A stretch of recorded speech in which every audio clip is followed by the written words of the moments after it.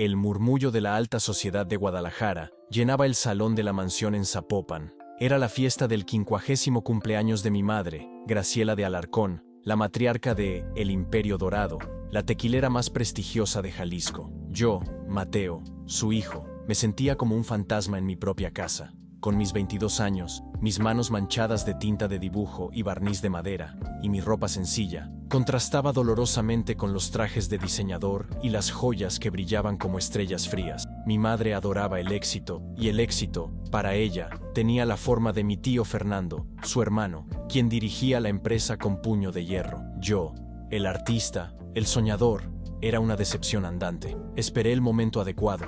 Entre el champán y los canapés, me acerqué a ella mientras reía con un político local. Sostenía mi regalo en las manos sudorosas. Era una pequeña estatuilla de colibrí, tallada en madera de circote que me había tomado 3 meses perfeccionar. Cada pluma, cada ángulo del ala, estaba hecho con un amor que rayaba en la desesperación. «Madre», dije, mi voz apenas audible. Ella se giró. Su sonrisa se congeló al verme. Su mirada barrió mi atuendo y se posó en la caja que le ofrecía. «¿Qué es esto, Mateo? ¿No ves que estoy ocupada? Es tu regalo. Feliz cumpleaños». Con un suspiro teatral, abrió la caja. Sacó el colibrí y lo sostuvo entre sus dedos impecablemente cuidados. El silencio se extendió a nuestro alrededor. Pude sentir la mirada burlona de mi tío Fernando desde el otro lado del salón. «¿Esto?», preguntó mi madre, su voz tan delgada y cortante como un alambre. «Lo hice yo, de madera de...». «¡Esto no tiene valor!». Su grito atravesó la música de piano, y entonces, con un gesto de profundo desdén, abrió la mano y arrojó el colibrí al suelo de mármol. La música se detuvo, el impacto fue seco, y un ala diminuta y delicada saltó, deslizándose hasta detenerse cerca del tacón de una invitada. Nadie respiró. Mi madre me miró, sus ojos oscuros llenos de una frialdad que me quemó el alma. «No tienes idea de lo que es el valor, Matt. Nunca la has tenido. Ahora, lárgate de mi vista. Me avergüenzas». No dije nada. Mi rostro estaba en llamas. No lloré. Me agaché lentamente, recogí el cuerpo del colibrí y luego el ala rota. Me puse de pie, miré a mi madre por última vez, y sin decir palabra, caminé entre los invitados congelados y salí del salón. El sonido de la risa suave de mi tío Fernando fue lo último que escuché antes de cerrar la puerta. Esa noche no dormí. Me encerré en mi habitación, la única parte de la mansión que se sentía mía, llena de bocetos, trozos de madera y el olor a aguarrás. Encendí mi lámpara de trabajo y coloqué los 2 pedazos del colibrí sobre el tapete de corte. «Esto no tiene valor». Las palabras rebotaban en mi cráneo, sincronizadas con el pulso de rabia en mi garganta. Intenté pegar el ala. Usé el pegamento más fuerte que tenía, pero mis manos temblaban tanto que la unión quedó torpe, visible, una cicatriz. El pájaro estaba manchado, arruinado, como yo. Mi madre siempre me había hecho sentir así. Desde que tengo memoria, todo lo que yo hacía era sensible, poco práctico, una pérdida de tiempo. Mientras tanto, mi tío Fernando era el estándar de oro. Fernando, que cerraba tratos millonarios. Fernando, que expandía el Imperio Dorado. Fernando, que nunca se ensuciaba las manos. Sostuve el pájaro. La humillación ya no era solo vergüenza. Se estaba enfriando, endureciendo, convirtiéndose en algo pesado y se estaba convirtiendo en venganza. No dije nada esa noche. No grité, no golpeé la pared, pero mientras miraba esa ala pegada, hice una promesa silenciosa.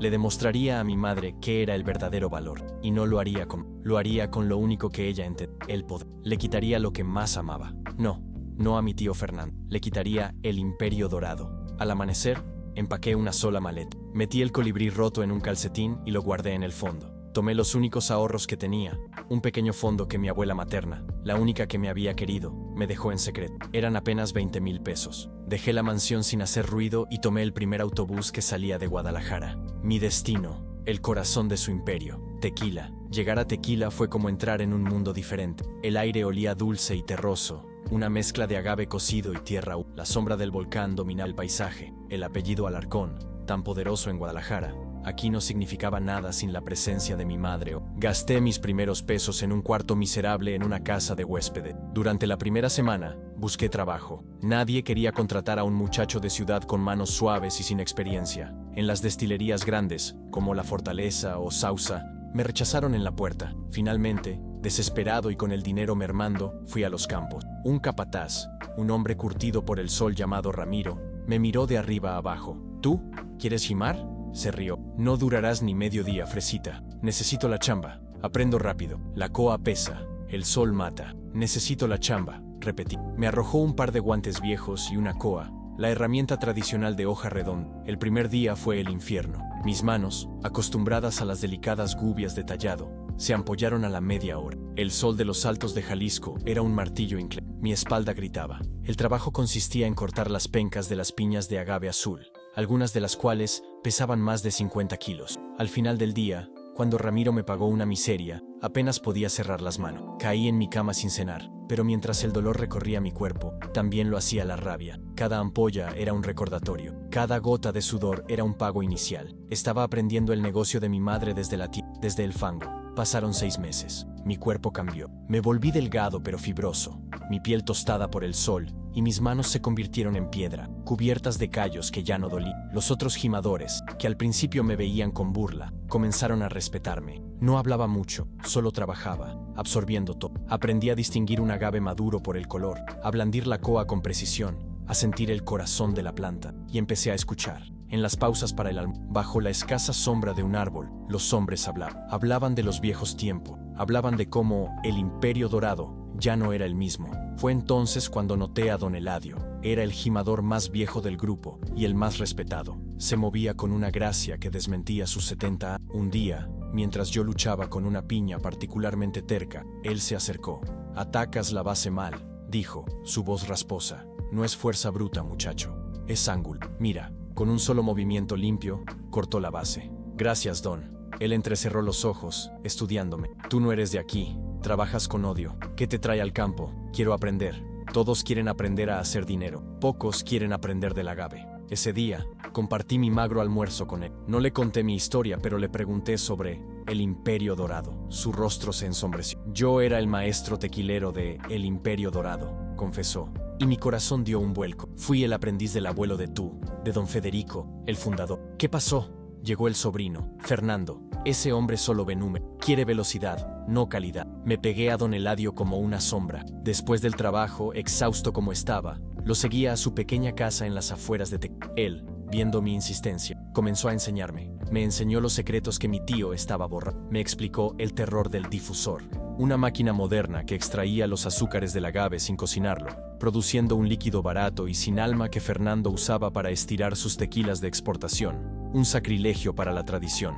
«El tequila respira, Mateo», me decía, mientras me mostraba cómo funcionaba un horno de mampostería tradicional. «Tu tío los está ahogando. Está usando aditivos, colorante caramelo, jarabe de maíz, para disfrazar el sabor. Está vendiendo el nombre, no el producto». «¿Mi madre lo sabe?», se me escapó la pregunta. Eladio me miró fijamente. «¿Tu madre?». Tuve que confesarlo. Le conté quién era. Le conté la humillación del colibrí. Esperaba que me echara. En lugar de eso, guardó silencio por un largo rato. «Conozco a Graciela desde que era una niña», dijo suavemente. «Era testaruda, pero amaba esta tierra. Fernando, él la envenenó. La convenció de que la tradición era para los pobres, que el futuro era el volumen. Y ella, por alguna razón, le creyó. Voy a destruirlo, don Eladio. Voy a quitarle la empresa. No puedes destruir un imperio con odio. Solo lo reemplazarás con tu propia oscuridad. Pero puedes construir algo mejor, algo real. La venganza es un trago amargo, pero si lo destilas bien, puede ser el mejor tequila». Pasaron 2 años. 2 años de trabajo doble. Gimador de día, aprendiz de alquimista de noche. Ahorré cada centavo. Mi cuerpo era una herramienta, pero mi mente era una esponja. Don Eladio me enseñó a probar el mosto, a oler la fermentación, a escuchar el goteo del alambique. Un domingo, me llevó a un barranco escondido, detrás de su casa. Allí, cubierto por la maleza, había un pequeño palenque de adobe, una destilería artesanal abandonada. «Era de mi abuelo», dijo. «El alambique es de cobre, pequeño, pero honesto. Los hornos están rotos, pero se pueden arreglar». «¿Por qué me muestra esto?». «Porque estoy viejo, y tú tienes el fuego. El Imperio Dorado ya no es el imperio de tu abuelo, es una cáscara. Vamos a construir algo nuevo, o mejor dicho, algo viejo. Nos asociamos». Puse mis escasos ahorros, mi fuerza de trabajo y mi desesperación. Él puso su tierra, su conocimiento ancestral y su nombre. Fue entonces cuando conocí a Lucía, su nieta. Ella había vuelto de estudiar contabilidad en Monterrey y nos encontró cubiertos de lodo tratando de reactivar un viejo pozo. «¿Qué es esto, abuelo? ¿Y quién es él?», preguntó, desconfiada. Lucía era brillante, práctica, y no se impresionaba fácilmente. Al principio, me trató con fría cortesía. Veía en mí al hijo de papi, jugando a ser pobre. un capricho que le costaría a su abuelo lo poco que tenía. Estamos haciendo tequila, Lucía, dijo él. Estamos haciendo justicia. Ella rodó los ojos, pero aceptó llevarlos libres. No voy a dejar que este niño te estafe. Nos tomó un año entero restaurar el palenque. Cada adobe, cada tubería de cobre, la limpiamos y reparamos a mano. Usamos el método ancestral. Cocimos nuestras primeras piñas, compradas a un agricultor local que despreciaba a Fernando, en el horno de ladrillo durante 72 horas. Molimos el agave cocido, no con una trituradora industrial, sino con una tahona, una rueda de piedra volcánica de 2 toneladas, tirada por una mula llamada Valiente. La fermentación fue en tinas de madera abierta, usando levadura silvestre. La doble destilación en el pequeño alambique de cobre fue un ritual. El resultado fue un lote minúsculo, apenas 500 botellas. Lo probamos. Era glorioso. Sabía a tierra, a humo, a cítricos y al agave puro. Necesitamos un nombre, dijo Eladio. Lucía, que para entonces había empezado a verme con menos desdén y más curiosidad, sugirió Tequila Eladio o El Renacer. Yo saqué de mi bolsillo el colibrí de madera roto, que llevaba conmigo todos los días. Lo puse sobre la mesa. Se llamará La venganza del colibrí. Lucía frunció el ceño. Es un nombre agresivo, suena amargo. Es honesto, repliqué, y la gente sabrá que tiene una historia. Yo mismo diseñé la etiqueta, un boceto simple del colibrí, con la grieta visible en el... Don Eladio firmó cada botella. Venderlo fue casi imposible. El mercado estaba saturado. El Imperio Dorado tenía contratos de exclusividad en todas las tiendas grandes de Tequila y Guadalajara. Los distribuidores se rieron de nosotros, así que empezamos pequeño. Fuimos de cantina en cantina, de restaurante boutique en restaurante boutique. En Tlaquepaque, un refugio de artistas, conocí al dueño de una galería. También tenía un bar de degustación de... Mateo, el hijo de Graciela, me reconoció vagamente. ¿Qué haces vendiendo tequila? Prueba esto, le dije, ignorando la pregunta. Lo probó. Sus ojos se abrieron de par en par. Madre mía, ¿qué es esto? Sabe a antes, sabe a verdad. Compró nuestra primera caja. Una semana después, un famoso crítico gastronómico de la Ciudad de México, que estaba de visita, probó La venganza del colibrí en ese bar. Al día siguiente, su columna lo aclamaba como el alma perdida de Jalisco, un tequila que se negaba a morir. Las llamadas empezaron, pequeñas, pero constantes. Ganamos una medalla de plata en un concurso artesanal en San Diego. Lucía, ahora plenamente en el equipo, manejaba los números, que por fin estaban en... Estábamos creciendo. El ruido llegó a oídos de mi tío Fernando. Un día, una Escalade negra brillante subió por el camino de tierra hasta nuestro humilde palenque. Mi tío bajó, impecable en un traje de lino, sus zapatos caros pisando el polvo. Vaya, vaya, dijo, mirando nuestro horno de ladrillo con una sonrisa burlona. Así que los rumores eran ciertos. El artista juega a ser pobre. ¿Qué es esto, Mateo? ¿Un proyecto escolar?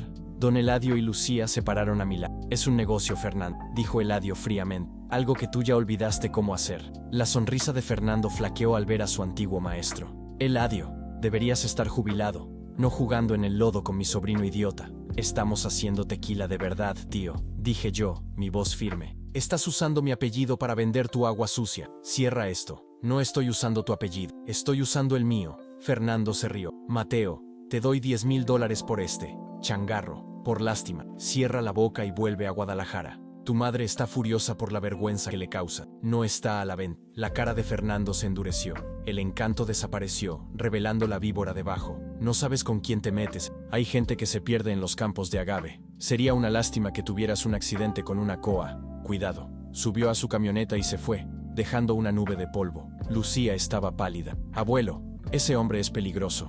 Lo sé, dijo Eladio. Y ahora, él sabe que somos una amenaza.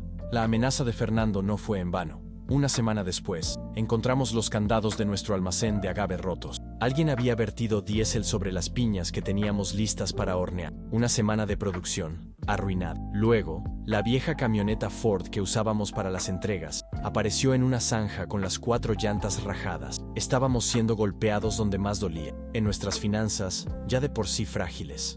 Lucía estaba desesperada, revisando los números. Mateo, no sobreviviremos a otro golpe así. No tenemos el flujo de caja para absorber estas pérdidas. Fue Rivas, dijo Eladio. Lo vi en el pueblo ayer. Rivas era el matón de Fernando, el jefe de seguridad de El Imperio Dorado, un hombre conocido por hacer el trabajo sucio. Esa noche, Lucía y yo hicimos guardia en el palenque. El miedo nos unió. ¿Por qué haces esto, Mateo?, me preguntó en la oscuridad. Sé que es por tu madre, pero ¿vale la pena? ¿Morir por esto? No se trata solo de ella, se trata de él, le dije, señalando a Eladio, que dormía en una silla. Se trata de esto. No pueden simplemente pisotear la tradición, destruir el legado de tu abuelo y salirse con la suya. Lucía me miró de una manera nueva. Está bien, si vamos a pelear en serio, pero no podemos ganar siendo solo artesanos. Tenemos que ser más listos. Lucía tenía razón. Hacer un mejor tequila no era suficiente. Fernando no jugaba lim, y nosotros tampoco podíamos. Contacté a Javier, un viejo amigo de la preparatoria. Javier había sido el nerd al que yo defendía de los bravucones. Ahora era un genio de la ciberseguridad y las finanzas forenses en la Ciudad de México. Javi, necesito un favor. Uno grande. Mateo Alarcón. Pensé que te había tragado la tierra. ¿Qué pasa? Necesito que investigues una empresa. El Imperio Dorado. Hubo un silencio. La empresa de tu familia. ¿Estás loco? Busca cualquier cosa. Cuentas raras, movimientos extraños, deudas ocultas, lo que sea. Mi tío Fernando la dirige. Mateo, esto es peligroso. Si me atrapan, no te atraparán.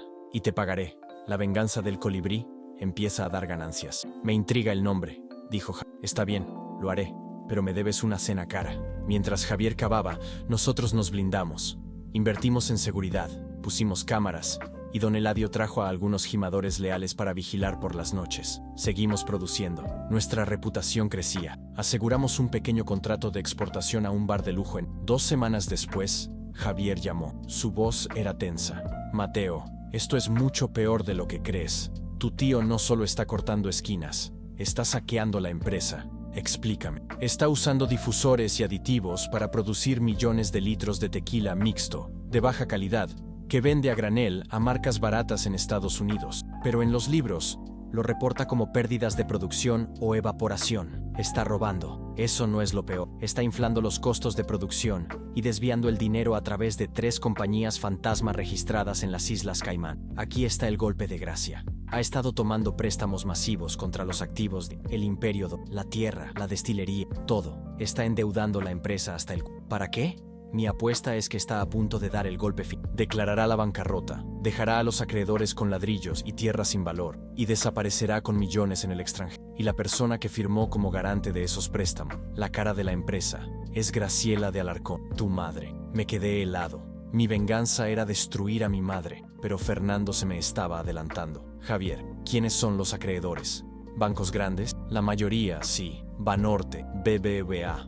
Pero hay uno, un préstamo secundario, más pequeño, pero de alto interés, con un fondo de inversión privado. Es un préstamo puente que usó para cubrir un pago de intereses de los grandes bancos. Vence en 30 días. Si no paga ese, se activa una cláusula de impago cruzado sobre todas las... ¿Cuánto es? $2 millones.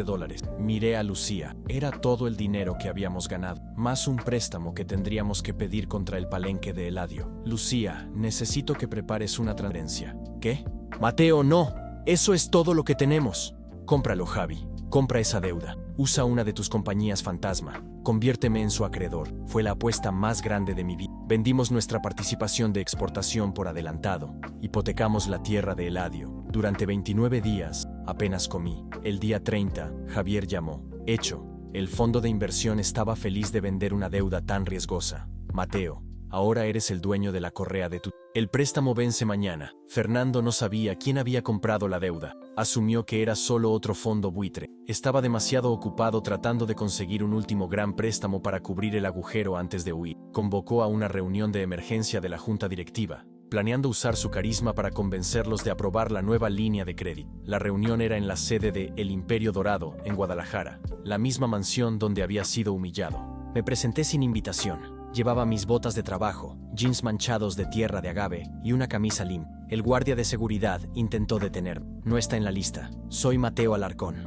La recepcionista palideció y llamó a Rivas. Rivas apareció, sonriendo. El niño perdido. Lárgate. Estoy aquí para la reunión de la junta. Soy un acreedor principal. La sonrisa de Rivas desapareció. Entré en la sala de juntas. Era la misma sala donde mi abuelo tomaba decisiones. Fernando estaba en la cabecera de la mesa. Mi madre, Graciela, estaba a su derecha, pero se veía ausente, pálida, delgada, con ojeras que el maquillaje no podía ocultar. Me miró como si viera a un fantasma. «¿Tú?», bramó Fernando. «Seguridad. Saquen a este payaso de aquí». «Yo no lo haría», dije, mi voz tranquila resonando en el silencio. a menos que quieras que tus otros acreedores sepan que estás impidiendo la entrada al representante de inversiones del Sol Naciente, SADCB. Fernando se congeló. Esa es mi compañía fantasma, susurré. El préstamo de 2 millones. Venció esta mañana. Estoy aquí para cobrar, o para tomar el control. El color desapareció del rostro de los otros miembros de la junta, banqueros y viejos amigos de la familia. Me miraban atónitos. ¿De qué estás hablando?, tartamudeó Fernando. Puse mi computadora portátil sobre la mesa y la conecté al proyector. Durante los siguientes 20 minutos expuse todo. El fraude del difusor, las facturas infladas, las 3 cuentas en las Islas Caimán, con números y fechas, y finalmente, los préstamos. Te mostré, con los propios informes de Javier, que Fernando había saqueado casi 40 millones de dólares, dejando a la empresa al borde del colapso total. «Está mintiendo», gritó Fernando, pero su voz temblaba. «Los bancos no creen que miento», dije. «Y como el Imperio Dorado está técnicamente en bancarrota, y yo poseo la deuda principal que ha activado el impago, según los estatutos de la compañía, tengo derecho a ejecutar mi garantía». Mi madre no decía nada, solo me miraba, sus ojos fijos en los míos, indescifrables. «Propongo una votación», dije a la junta. «O dejan que él termine de hundir el barco y todos pierdan, o me ceden el control operativo total, ahora mismo. Reestructuraré la deuda, salvaré la compañía y sus inversiones». Fernando se abalanzó sobre la mesa hacia mí, sus ojos inyectados en sangre. «Te mataré».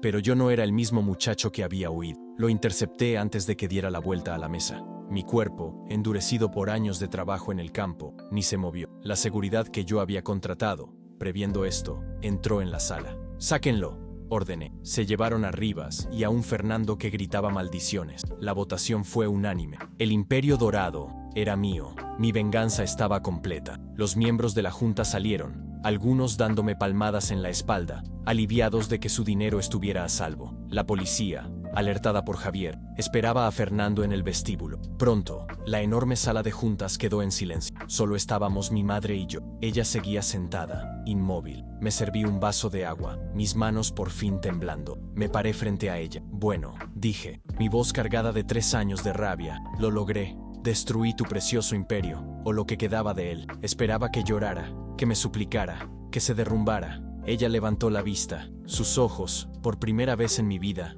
no eran fríos. Estaban llenos de un dolor y un cansancio tan profundos que me asustaron. Y entonces, dijo algo que destrozó mi mundo. «Gracias a Dios, Mateo», susurró, y una lágrima solitaria rodó por su mejilla. «Te tardaste». Me quedé helado. «¿Qué?». «No ibas a destruirlo», dijo ella, su voz quebrándose. «Viniste a salvarlo». «¿Salvarlo?». «Te odiaba. Quería que lo perdieras todo, como tú me hiciste perder mi dignidad». «Lo sé», dijo ella, «y recé todos los días para que ese odio fuera lo suficientemente». «No entiendo», dije, sentándome. «Hace 10 años», comenzó mi madre, mirando el retrato de mi abuelo en la... «Poco después de que tu abuelo muriera, Fernando descubrió algo, un secreto». Hizo una pausa, tragando saliva. «Tu padre, mi esposo, él no murió en ese accidente de coche como un héroe, se suicidó. Se suicidó porque había desfalcado a la compañía, había robado millones y tu abuelo lo había descubierto y amenazado con la cárcel. Yo no podía respirar». Fernando encontró las pruebas, los libros contables falsos de tu padre, y vino a mí. Me dio a elegir, o le cedía el control total y silencioso de el Imperio Dorado, o él publicaría las pruebas. Destruiría el legado de tu abuelo, el nombre Alarcón, y a ti. Yo era la cara pública, pero él tenía el poder. Me convirtió en su prisionero. Vi cómo reemplazaba los hornos, cómo abarataba el producto, y no podía hacer nada. Si hablaba, él nos destruía. Yo no era la dueña del imperio, era la esclava de Fernando. Pero, ¿y yo?, pregunté, mi voz apenas un susurro. El colibrí, la humillación. Mi madre me miró, y ahora lloraba abiertamente. Fernando te odiaba. Te veía como yo veía a tu padre, débil, sensible, artístico. Pero también eras el heredero legítimo. Mientras crecías, él se ponía más nervioso. Empezó a amenazar, no solo con la reputación, sino contigo. El día de mi cumpleaños, vi cómo te miraba mientras te acercabas con ese regalo. Sabía que si yo lo aceptaba, si te mostraba el amor que sentí, él lo usaría. Te vería como o peor, como una futura amenaza que debía ser. Así que hice lo único que podía hacer. Tenía que alejarte, tenía que hacerte odiarme tanto que huyeras, que te fueras de su alcance, que te convirtieras en alguien lo suficientemente fuerte para sobrevivir lejos de mí. Se levantó y caminó hacia un panel de madera en la pared. Presionó un interruptor oculto y se abrió una pequeña caja fuerte. «Arrojar ese colibrí», dijo, su espalda hacia mí. Fue el acto de amor más doloroso y desesperado de... Se giró. En sus manos, sobre un paño de terciopelo, estaba el colibrí de madera. No estaba roto. El ala estaba pegada, pero no con mi pegamento torpe. Estaba restaurada por un profesional, la unión casi invisible, la madera pulida y barnizada. Lo recogí esa noche, después de que todos se fueron. Lo he guardado aquí cada día. Era mi recordatorio, mi penitencia y mi esperanza. Me entregó el colibrí. Era pesado, no por la madera, sino por la verdad. Esto no tiene valor, te dije, pero era mentira. Era lo único que tenía valor en esa casa, Matt. Era la prueba de que eras mejor que todos nosotros. La venganza se disolvió, dejando solo un vacío doloroso, rápidamente reemplazado por una comprensión abrumadora. Mi madre no había sido mi vida, había sido mi primera protectora, de la única manera retorcida que supo hacerlo. Fernando fue a la cárcel por fraude masivo, pero el escándalo del suicidio de mi padre nunca salió. Me tomó 6 meses limpiar el imperio dorado. Despedí a los leales a Fernando, vendí los difusores como chatarra y reabrí los hornos de mampostería. Fusioné las dos compañías. La nueva entidad se llamó Tequilera Colibrí Dorado. Don Eladio regresó triunfalmente como el maestro tequilero principal de toda la operación, supervisando la producción artesanal de La Venganza del Colibrí y la restauración de la calidad de El Imperio Dorado. Lucía, quien había estado a mi lado durante la toma de control, se convirtió en la directora de finanzas. Nuestra sociedad se había convertido en algo más profundo. Ahora dirigíamos la compañía juntos. El día de la reinauguración, la mansión de Guadalajara estaba llena de nuevo, pero esta vez no había políticos corruptos. Estaban los gimadores, los artesanos y la gente que realmente amaba el tequila. Mi madre estaba a mi lado. Se había cortado el cabello, había dejado de teñírselo y por primera vez parecía estar en paz. Había renunciado a la presidencia, cediéndomela a mí. En el centro del nuevo salón de degustación, sobre un pedestal de roble, construí una vitrina de cristal. Dentro, iluminado por un solo foco, estaba el colibrí de madera de circote, con su ala perfectamente reparada. Mi madre y yo lo miramos. Tenías razón, Mateo, dijo poniendo su mano sobre la mía. ¿Sobre qué? Eso, dijo señalando al colibrí. Realmente no tenía valor. Era solo un pedazo de madera. El valor se lo diste tú. Lo convertiste en el fuego que nos salvó a todos. Epílogo. 5 años después. El sol de la tarde pintaba de oro las hileras interminables de agave azul que se extendían hasta donde alcanzaba la vista. Mateo Alarcón caminó por el sendero de tierra entre las plantas, sus botas levantando pequeñas nubes de polvo rojizo. A sus 32 años, su rostro mostraba las líneas del sol y del trabajo, pero también algo más profundo, la serenidad de un hombre que había encontrado su lugar en él. Se detuvo junto a una planta particularmente robusta, con sus pencas gruesas apuntando al cielo como lanzas verde azuladas. Sacó su navaja, no una coa, ya no trabajaba en el campo y cortó una pequeña penca de muestra, la oliva. 6 años más, calculó. Esta sección del campo estaría lista para la cosecha justo a tiempo para la temporada alta de 2036. Mateo. La voz de Lucía resonó desde la camioneta estacionada al borde del campo. Vamos a llegar tarde. Él sonrió y caminó hacia ella. Lucía ya no era solo la nieta desconfiada de don Eladio, ni siquiera solo su directora de finanzas. Llevaban casados 2 años, y el anillo de oro simple en su mano izquierda brillaba con el sol. Ella sostenía su iPad, probablemente revisando los números de la última exportación a Japón. Los números pueden esperar un momento, dijo Mateo, besándola en la frente. ¿Cómo están? Lucía puso una mano sobre su vientre, apenas redondeado por 5 meses de embarazo. Inquietos. Creo que heredaron tu incapacidad para quedarse quietos. ¿Gemelos? Gemelos, confirmó ella, rodando los ojos pero sonriendo, como si dirigir una compañía de tequila no fuera suficientemente complicado. Subieron a la camioneta, una Toyota Tundra nueva pero modesta, muy diferente de las Escalades ostentosas que Fernando solía conducir. El camino los llevó de vuelta a Tequila, donde Tequilera Colibrí Dorado tenía ahora su sede central. La empresa había crecido, pero no de la manera que Fernando habría querido. No era la más grande de Jalisco. Ese título todavía pertenecía a José Cuervo, pero sí era, según los críticos internacionales más respetados, la mejor. La Venganza del Colibrí se había convertido en un tequila de culto, con listas de espera de 6 meses y precios que alcanzaban los $500 por botella en el mercado secundario. Pero Mateo se había negado a aumentar la producción más allá de lo que el pequeño palenque original podía manejar de forma artesanal. En cambio, había enfocado su energía en restaurar el Imperio Dorado. La línea principal ahora se producía con los métodos tradicionales que don Eladio había enseñado: hornos de mampostería, tahona, fermentación natural y destilación lenta. El volumen era menor, pero el precio y la reputación habían subido exponencialmente. Habían ganado 3 medallas de oro en competencias internacionales en los últimos 2 años. ¿Has hablado con tu madre hoy?, preguntó Lucía mientras conducía. Esta mañana. Está emocionada por la ceremonia. Dice que invitó a medio Guadalajara. Lucía se rió. Por supuesto que sí. Es Graciela. La relación de Mateo con su madre había sido un camino largo y tortuoso hacia la sanación. Los primeros meses después de la revelación habían sido los más difíciles. Habían pasado incontables noches hablando, llorando, gritando a veces, desenredando décadas de dolor, secretos y amor tóxico disfrazado de protección. Graciela había tenido que aprender a ser madre y Mateo había tenido que aprender a perdonar. No fue hasta que Mateo encontró las cartas que todo cambió verdaderamente. Fue durante la renovación de la mansión de Guadalajara que Mateo había decidido convertir parcialmente en un museo del tequila y centro de educación. En el viejo estudio de su madre, oculto detrás de un panel suelto en el armario, encontró una caja de zapatos llena de cartas. Eran cartas que Graciela había escrito pero nunca cientos de ellas, fechadas a lo largo de 3 años, todas dirigidas a mi hijo Mateo. En ellas,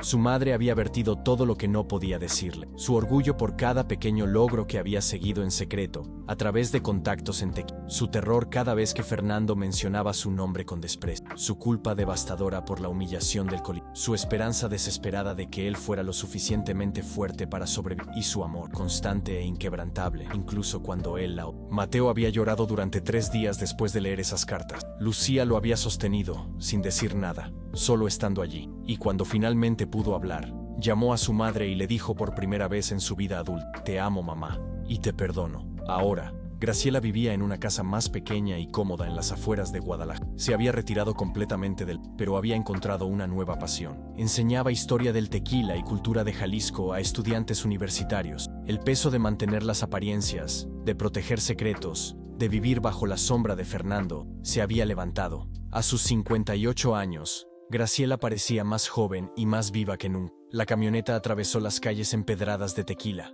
El pueblo había cambiado en 5 años. El turismo del tequila había explotado, trayendo prosperidad, pero también desafíos. Mateo había sido elegido para el Consejo Regulador del Tequila, donde peleaba ferozmente contra la dilución de los estándares y la proliferación de tequilas industriales que manchaban la reputación de la denominación de origen. Llegaron a la destilería principal, un complejo bellamente restaurado que mezclaba la arquitectura colonial original con adiciones modernas y sostenibles. Paneles solares cubrían los techos de los almacenes. Un sistema de captura de agua de lluvia alimentaba las operaciones. Los desechos del agave se compostaban y devolvían a los campos. Mateo había insistido en que si iban a hacer las cosas a la antigua, también debían mirar hacia el futuro. En el patio central, don Eladio supervisaba los preparativos para la ceremonia de esa tarde. A sus 78 años, el viejo maestro se movía más lentamente, pero su mente era tan aguda como siempre. Llevaba un bastón tallado, un regalo que Mateo le había hecho, naturalmente, pero raramente lo usaba para algo más que señalar a los trabajadores más jóvenes cuando cometían errores.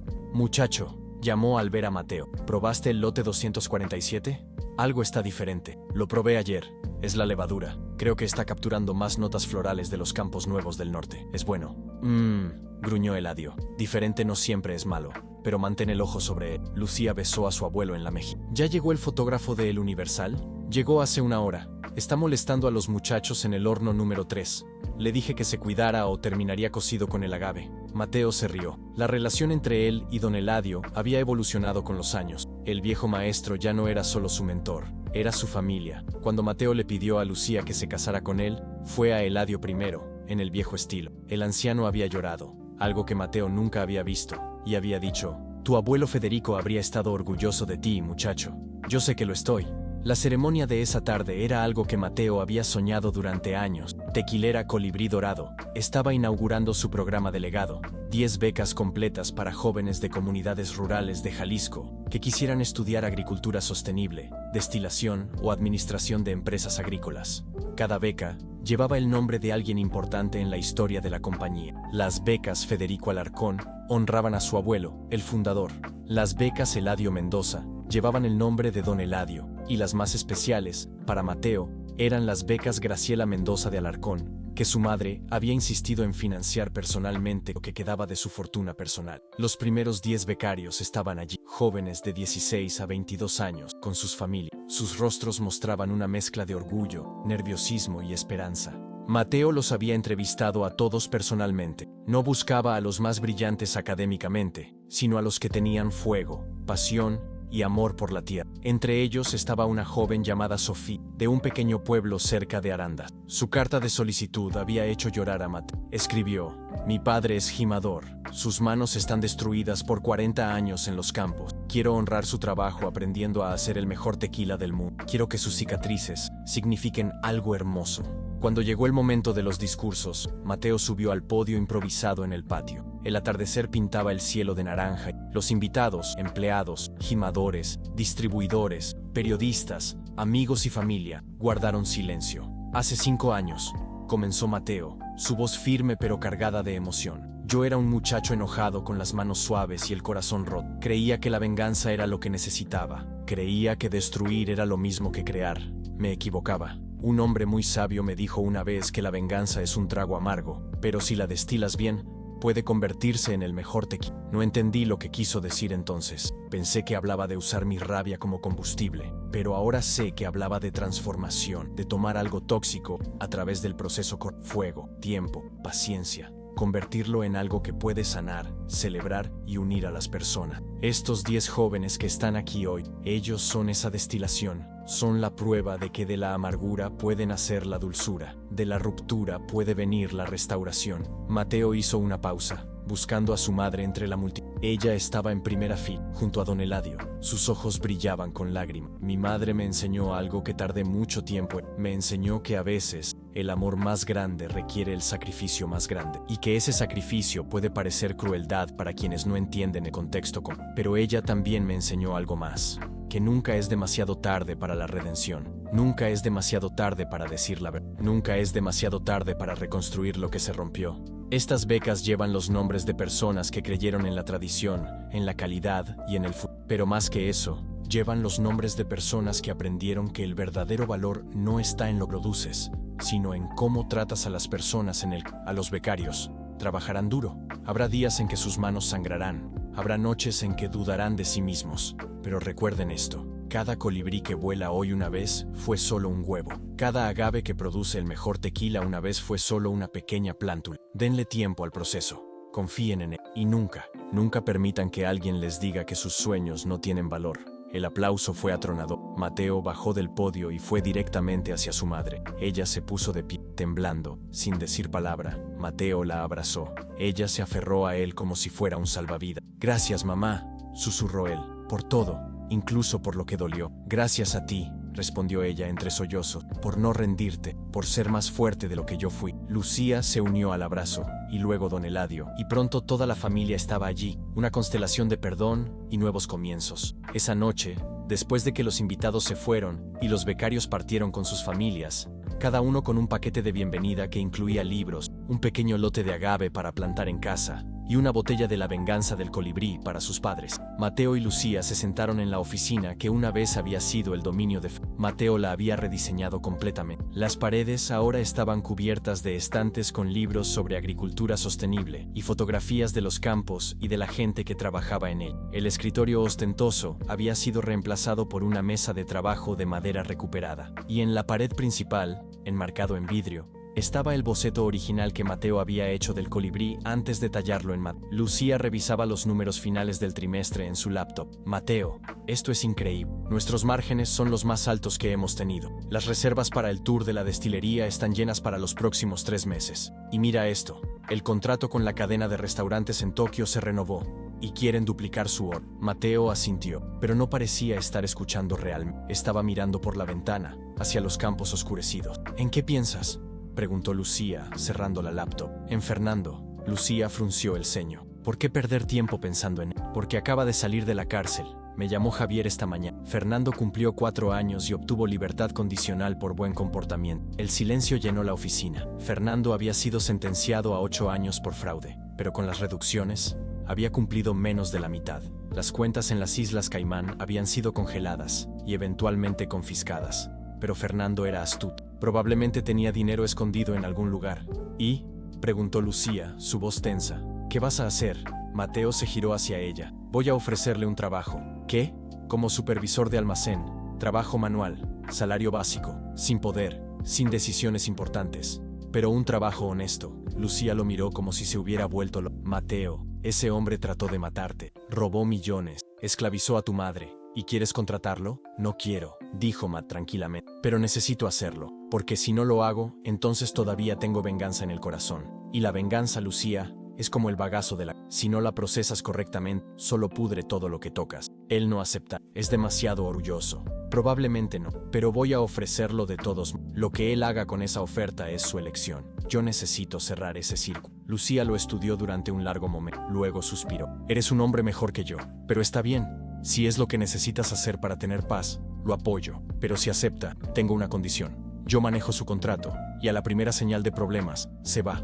Mateo sonrió. Trato hecho. Se levantó y caminó hacia la vitrina especial que había instalado en la oficina. Era una réplica más pequeña de la que estaba en el salón de degustación principal. Dentro estaba su colibrí personal, el que había llevado en su bolsillo durante 3 años. La restauración profesional que su madre había hecho se había deteriorado con el tiempo y el uso, y la grieta era visible de nuevo. Mateo nunca la había vuelto a reparar. Ahora la grieta era parte de la historia del pájaro, una cicatriz que le daba carácter en lugar de disminuir. ¿Sabes qué es lo más gracioso?, dijo Mateo. Durante años, pensé que este pequeño pájaro representaba mi humillación, el momento en que me rompieron, pero ahora me doy cuenta de que representa algo más, la capacidad de volar incluso con un ala rota. La llamada a Fernando fue breve e incómoda. Mateo había ensayado lo que diría, pero cuando escuchó la voz de su tía, más vieja, más áspera, despojada de su arrogancia anterior, todas las palabras preparadas se evaporaron. ¿Mateo? Fernando sonaba genuinamente sorprendido. No esperaba. ¿Qué quieres? Quiero ofrecerte algo. Un trabajo, en el almacén. No es mucho, pero es honesto. El silencio se extendió tanto que Mateo pensó que Fernando había colgado. ¿Por qué?, preguntó finalmente Fernando, su voz quebrada. Después de todo lo que hice. Porque alguien una vez me dio una oportunidad cuando yo no tenía nada. Y porque, a pesar de todo, todavía eres familia. La familia puede estar rota, pero no tiene que estar muerta. Fernando respiró profundamente, y Mateo pensó que podría estar llorando. Yo necesito pensarlo. Dame unos días. Tómate el tiempo que necesites. La oferta estará aquí. Fernando nunca llamó de vuelta. 2 semanas después, Mateo recibió una carta. Era corta, escrita a mano en papel de prisión. Mateo, no puedo aceptar tu trabajo. No porque sea orgulloso, aunque lo soy, sino porque no lo merezco. No merezco tu perdón. No merezco estar cerca de lo que construiste. Estoy yéndome de México a Argentina. Tengo algo de dinero que guardé legalmente, no mucho, pero suficiente para empezar. Voy a trabajar en un viñedo, trabajo manual, como ofreciste, pero necesito hacerlo lejos de aquí, lejos de los fantasmas. No espero que me creas, pero lo siento. Siento lo que le hice a tu madre, siento lo que te hice a ti. Siento haber tomado algo hermoso que tu abuelo construyó y haberlo corrompido con mi avaricia. El hombre que humilló a un muchacho por hacer un colibrí de madera fue un cobarde. El hombre que escribe esto es un convicto que está tratando de no morir siendo un cobarde. Sé feliz, Mateo. Ya ganaste. Tu tío, Fernando Mateo, leyó la carta 3 veces. Luego la guardó en su escritorio. Lucía tenía razón. Fernando era demasiado orgulloso para aceptar caridad del sobrino que lo había derrotado. Pero la carta era algo. Era reconocimiento. Era, a su manera retorcida, responsabilidad. Mateo decidió que era suficiente. Los meses siguientes trajeron cambios nuevos. Los gemelos nacieron en febrero. Un niño y una niña. El niño llevaba el nombre de Mateo Eladio, y la niña, Graciela Sofía. Cuando Mateo puso a la pequeña Graciela en los brazos de su madre por primera vez, vio algo que nunca había visto antes. Su madre llorando de pura alegría. Es mi oportunidad de hacerlo bien, susurró Graciela, meciendo a la bebé. De ser la abuela que no pude ser como Ya lo estás haciendo bien, dijo Mateo. Ya lo hiciste bien. Solo nos tomó tiempo a ambos verlo. Don Eladio, ahora bisabuelo, se negaba a jubilarse. Me moriré con las botas puestas, insistía. Pasaba sus mañanas en la destilería y sus tardes enseñando a los nuevos becarios. Mateo a menudo lo encontraba rodeado de jóvenes, contando historias de los viejos tiempos, de cuando el tequila se hacía a mano. Un día, mientras observaba a Eladio trabajar con los estudiantes, Lucía le dijo a Mateo: ¿te das cuenta de lo que logramos? No solo salvamos una empresa, creamos un legado. Mateo asintió, pero añadió: no, amor, no creamos un legado, restauramos uno, y lo hicimos juntos. El 5º aniversario de la toma de control de Mateo coincidió con el Festival Nacional del Tequila en Guadalajara. Tequilera Colibrí Dorado tenía el stand más grande, pero también el más humilde. No había pantallas LED parpadeantes ni promotoras en bikini repartiendo shots gratis, como algunos de los competidores más grandes tenían. En cambio, habían construido una réplica a escala de un horno tradicional de mampostería. Don Eladio estaba allí, explicando el proceso a cualquiera que escuchara. Los becarios servían muestras y contaban sus propias historias. Y en el centro del stand, dentro de una vitrina iluminada, estaba el colibrí de madera original. Miles de personas pasaron por el stand. Muchos hicieron cola durante horas para probar la venganza del colibrí. Pero igual de muchos se detuvieron a leer la placa junto al colibrí, que contaba la historia completa, la humillación, la huida, el trabajo duro, la venganza que se convirtió en redención. Un reportero del New York Times, haciendo un artículo sobre el renacimiento del tequila artesanal, entrevistó a Mateo Colibrí. «Señor Alarcón», preguntó el reportero, «su historia se ha vuelto algo así como una leyenda en la industria, el artista rechazado que se convierte en el maestro destilador. ¿Alguna vez se arrepiente del camino que tomó? ¿Del tiempo que perdió odiando?». Mateo pensó durante un largo momento, mirando al pequeño pájaro de madera. «No me arrepiento del odio», dijo finalmente. «El odio me dio fuerza cuando no tenía nada más. Me sacó de la mansión y me puso en los campos. Me enseñó lo que era el trabajo duro y el verdadero valor. Pero me arrepiento de cuánto tiempo tardé en transformar ese odio en algo productivo. La venganza me motivó, sí, pero no fue la venganza lo que construyó esto. Fue el amor. Amor por el oficio. Amor por la gente. Amor, finalmente, por mi familia. Incluso cuando estaba roto. Si pudiera volver en el tiempo y hablar con ese muchacho de 22 años con el corazón roto, le diría, tu madre te ama. No lo parece, pero lo hace. Y un día entenderás por qué hizo lo que hizo. Hasta entonces, trabaja duro, aprende, y cuando finalmente tengas el poder que buscas, úsalo para construir, no para destruir». «¿Y el colibrí?», preguntó el reportero. «¿Por qué nunca reparó completamente la grieta?». Mateo sonrió. «Porque la grieta es lo que lo hace real. La perfección es aburrida. Es en nuestras fracturas donde entra la luz». Esa noche, después del festival, Mateo condujo de vuelta a Tequila con su familia. Lucía dormitaba en el asiento del pasajero, exhausta del día. Los gemelos estaban en sus sillas de bebé en la parte trasera, también dormido. Graciela los seguía en su propio coche, habiendo insistido en manejar sola. «No soy tan vieja», había dicho. Mateo encendió la radio. Una estación local estaba tocando música de mariachi, las trompetas y guitarras llenando la noche. Bajó la ventana y dejó que el aire fresco de la montaña entrara. Olía a tierra y a agave, a hogar. Su teléfono vibró. Era un mensaje de texto de Javier. «Hermano, acabo de ver las cifras que me enviaste. Colibrí dorado, ahora vale 10 veces lo que valía el Imperio Dorado en su apogeo. Lo lograste. Destruiste el imperio corrupto y construiste algo mejor. ¿Cómo se siente ser un vengador exitoso?». Mateo escribió su respuesta lentamente. «No me siento como un vengador, Javi. Me siento como un jardinero. Arranqué las malas hierbas, sí, pero lo que realmente hice fue plantar semillas nuevas, y ahora estoy viendo el jardín florecer. Eso es mejor que cualquier venganza». Miró por el espejo retrovisor a sus hijos dormidos. Mateo Eladio tenía el ceño fruncido incluso dormido, como su padre cuando estaba concentrado. La pequeña Graciela tenía una sonrisa suave, como su abuela cuando finalmente encontró la paz. Y Mateo Alarcón, el artista que se convirtió en gimador, el gimador que se convirtió en maestro destilado, el hijo rechazado que se convirtió en el salvador de un legado, finalmente entendió algo fundamental. La venganza del colibrí nunca había sido sobre destruir a su madre o su imperio, había sido sobre volar, sobre tomar algo roto, un pájaro tallado en madera, un joven humillado, una tradición corrupta, una relación envenenada,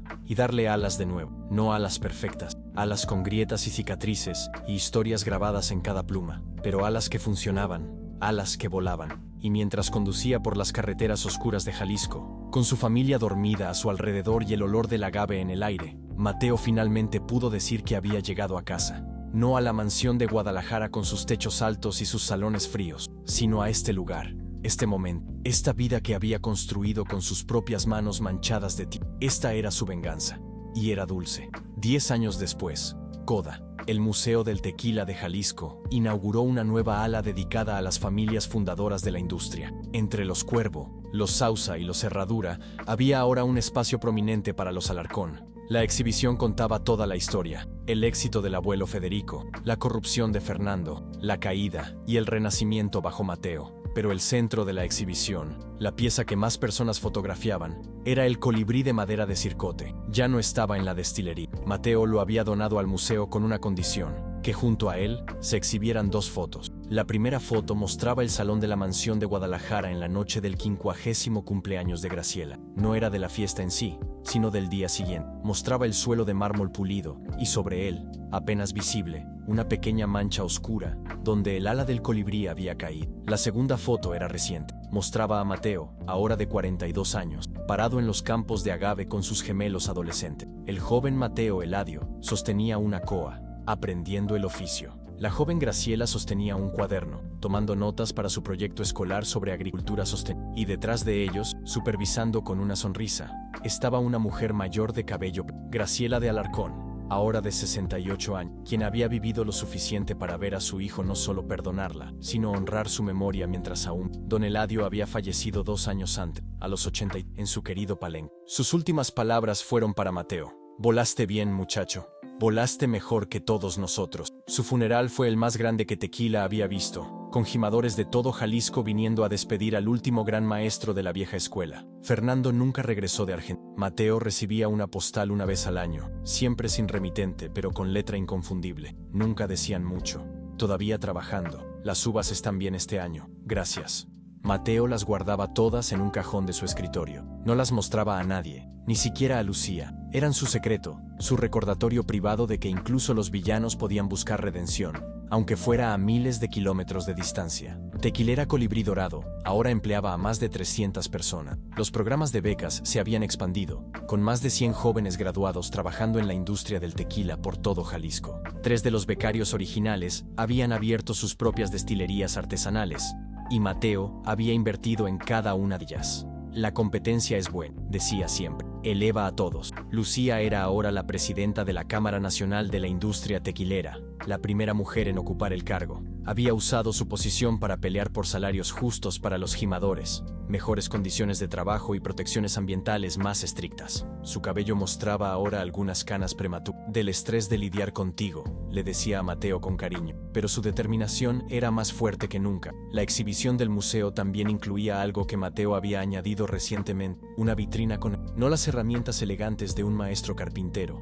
sino las herramientas reales que había usado en su primer año como gimador. La coa oxidada con el mango agrietado, los guantes viejos, tan desgastados que los dedos apenas tenían tela, una cantimplora abollada y una pequeña libreta, sus páginas amarillentas, llenas de sus primeras notas sobre el proceso del tequila, escritas con letra temblorosa después de días agotadores en el campo. La placa decía: «Las herramientas de la transformación. A veces, para construir algo nuevo, primero debemos destruirnos a nosotros mismos y rehacernos desde cero». En la noche de la inauguración del museo, Mateo estaba parado frente a la exhibición del colibrí. El museo estaba cerrado al público, pero había una recepción privada para la familia y amigos cercanos. Los gemelos corrían por los pasillos con otros niños, sus risas haciendo eco en el espacio cavernoso. Lucía hablaba con el director del museo sobre expandir las exhibiciones educativas. Graciela se acercó a su hijo, caminando con un bastón elegante, la edad finalmente alcanzándola, aunque ella nunca se quejaba. Se paró junto a él, ambos mirando al pequeño pájaro de madera que había cambiado tantas vidas. «¿Alguna vez te arrepientes de haberlo hecho?», preguntó ella suavemente. «De haber hecho ese colibrí aquella noche, de habérmelo dado». Mateo la miró, sorprendido. «¿Arrepentirme? Mamá, ese colibrí me salvó la vida, me dio un propósito, me dio esto». Gesticuló hacia la exhibición, hacia su familia, todo. «Pero te causó tanto dolor», dijo ella, su voz quebrándose. «Te arrebató tu juventud, te obligó a trabajar hasta que tus manos sangraron. Te convertí en alguien que necesitaba venganza».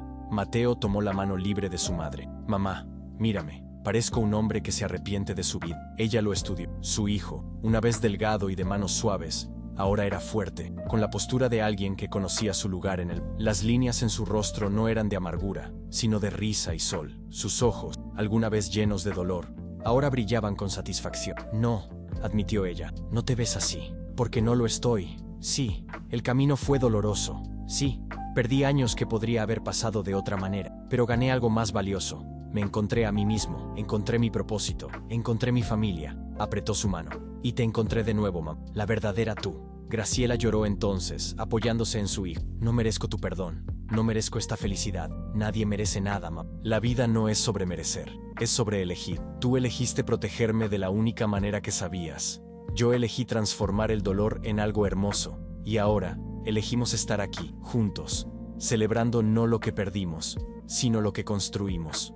Un fotógrafo del museo los capturó en ese momento, madre e hijo, parados frente al colibrí de madera, abrazados. La fotografía eventualmente se añadiría a la exhibición, con el título La reconciliación. Esa noche, después de que todos se fueron, Mateo se quedó solo en el museo. El guardia de seguridad, reconociéndolo, asintió y le dio privacidad. Mateo caminó lentamente por la exhibición de los Alarcón, leyendo cada placa, mirando cada artefacto. Se detuvo frente a una fotografía que no había visto antes. Debió ser añadida recientemente por él. Era una foto antigua, en blanco y negro, granulada por él. Mostraba a un hombre joven en los campos de agave, sonriendo ampliamente. Llevaba ropa de trabajo y sostenía una coa. La placa decía, Federico Alarcón, fundador de El Imperio Dorado, en sus primeros días como gimador, 1952. Mateo se quedó sin aliento. Nunca había visto esta foto. Su abuelo, antes de ser el magnate, antes de construir el imperio, había sido como un trabajador en los campos, alguien que había empezado desde abajo. De repente, todo cobró sentido. El círculo se cerró. Su abuelo había construido desde la tierra. Fernando había tratado de construir desde una torre de marfil. Y Mateo, sin saberlo, había seguido los pasos de su abuelo, regresando a la tierra, aprendiendo el oficio desde sus raíces más profundas. No había estado destruyendo el legado de su abuelo, lo había estado restaurando. Mateo sacó su teléfono y tomó una foto de la imagen de su abuelo. La enviaría al grupo familiar por la mañana. Sus hijos necesitaban ver esto. Necesitaban entender que la grandeza no viene de la comodidad, sino del trabajo duro y de la conexión con... Caminó hacia la vitrina del colibrí por última vez esa noche. Lo miró durante largo rato. Este pequeño pájaro que había soportado tanto peso simbólico ante tantos años. Gracias, susurró. Puedes descansar ahora. Porque finalmente, Mateo entendió algo fundamental. El colibrí nunca había sido sobre venganza. Desde el principio, desde el momento en que sus manos manchadas de tinta lo tallaron en madera de circote, había sido sobre amor. Amor por el arte, amor por su madre, incluso cuando no podía verlo. Amor por la tradición, amor por la tierra. La venganza era solo el envoltorio. El regalo real adentro siempre había sido el amor. 20 años después, coda final. La revista Forbes México publicó su lista anual de los 100 empresarios más influyentes. En el número 23 estaba Mateo Alarcón, pero la foto que usaron no era la típica imagen corporativa de un CEO en traje. Era Mateo en los campos, de rodillas junto a un joven gimador, enseñándole cómo evaluar un agave maduro. Ambos tenían las manos en la tierra. Ambos estaban sonriendo. El artículo lo llamaba El filósofo del tequila y citaba su frase más famosa: no haces tequila para hacerte rico, haces tequila para hacerte completo. Tequilera Colibrí Dorado había rechazado ofertas de compra de todas las grandes corporaciones internacionales. Diageo había ofrecido $300 millones. Pernod Ricard había ofrecido 400. Mateo había rechazado todas. No está a la venta, había dicho en una entrevista. Algunas cosas no tienen precio. Esta compañía se construyó con sangre, sudor y lágrima. Se construyó con amor y perdón. No se puede poner un precio a eso. Y no voy a vendérsela a alguien que la convertirá en otro logotipo corporativo. Los gemelos, ahora de 26 años, trabajaban en la compañía. El joven Mateo Eladio era el maestro destilador asociado, habiendo estudiado en Escocia y Kentucky antes de regresar a casa. Su hermana, Graciela Sofía, dirigía las operaciones de sostenibilidad y había convertido a Colibrí Dorado en la primera destilería de tequila carbono neutral de México. Ambos habían heredado algo de sus padres, la tenacidad de Lucía y el alma artística de Mateo, y habían heredado algo más, la comprensión de que el verdadero legado no son los edificios o las cuentas bancarias, sino los valores que pasas adelante. Graciela de Alarcón falleció pacíficamente a los 82 años, rodeada de su familia. En su testamento, dejó una carta para cada uno de sus nietos. La carta a la joven Graciela decía: mi querida nieta, llevas mi nombre, pero espero que no lleves mis errores. Tu abuelo me perdonó, pero yo nunca me perdoné completamente. Gasté demasiados años protegiendo secretos, y no suficientes años viviendo en la verdad. Así que te dejo esto.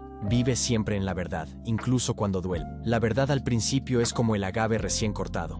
Áspera, amarga, difícil de tragar, pero con tiempo y proceso, se convierte en algo dulce, algo que celebra. Cuida a tu padre, es más frágil de lo que parece. Los artistas siempre lo son. Y cuida el colibrí, donde sea que esté. No es solo un pedazo de madera, es un recordatorio de que las cosas rotas aún pueden volar. Con todo mi amor, tu abuela Graciela. El funeral de Graciela fue un acontecimiento. Políticos, empresarios, gimadores, maestros, estudiantes.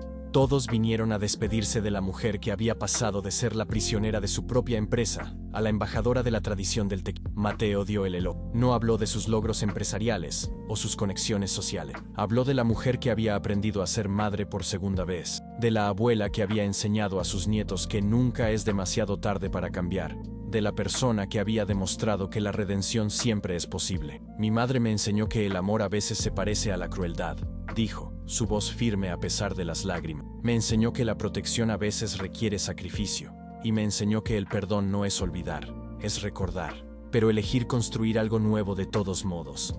Ella salvó mi vida al romperme el corazón, y yo salvé la suya al encontrar el camino regreso a casa. Ese fue nuestro pacto, esa fue nuestra danza, y ahora mamá, puedes descansar. La danza terminó y fue hermosa. La noche después del funeral, Mateo condujo solo hasta el viejo palenque donde todo había comenzado. Ahora era un sitio histórico preservado, parte del tour del patrimonio del Tequil, pero Mateo tenía las llaves.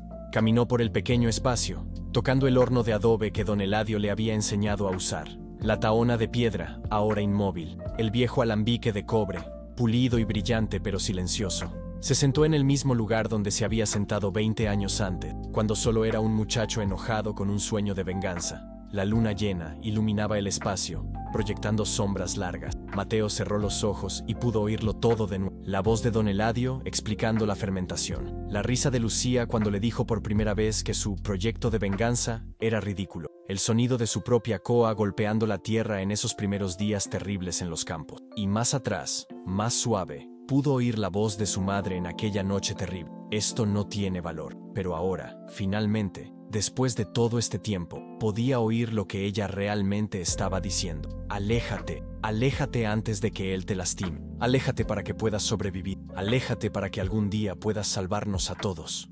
Mateo sacó algo de su bolsillo. Era una pequeña pieza de madera de circote, sin tallar. La había traído del mismo árbol del que había tallado el colibrí original, 25 años antes. Durante años, había llevado esta pieza en su bolsillo, esperando el momento correcto, esperando saber qué tallar. Y ahora, finalmente, lo sabía. No iba a tallar otro colibrí. Ese capítulo estaba cerrado.